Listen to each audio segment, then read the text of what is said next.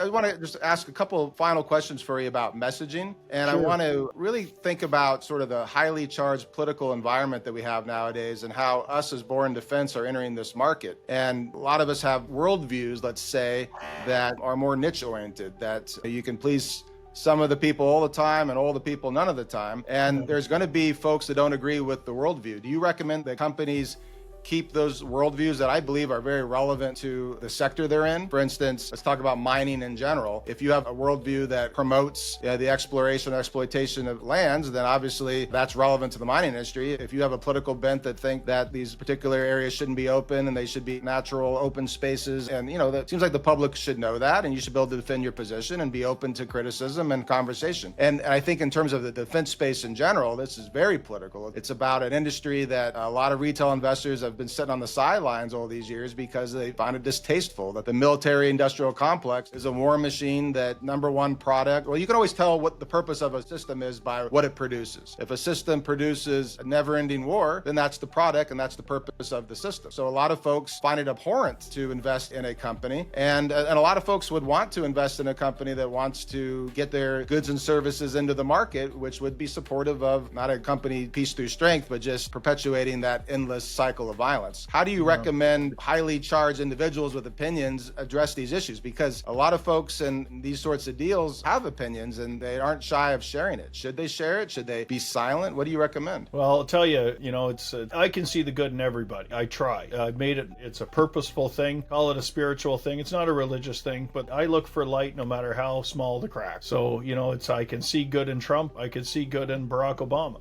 It's just, I try. It's the way I'm wired, right? Obama had a great line. Somebody gave him this great, big, long, crazy question. It was baited. It was this, it was that. And his answer I thought was brilliant. He sighed and he said, "People are messy." I love that answer.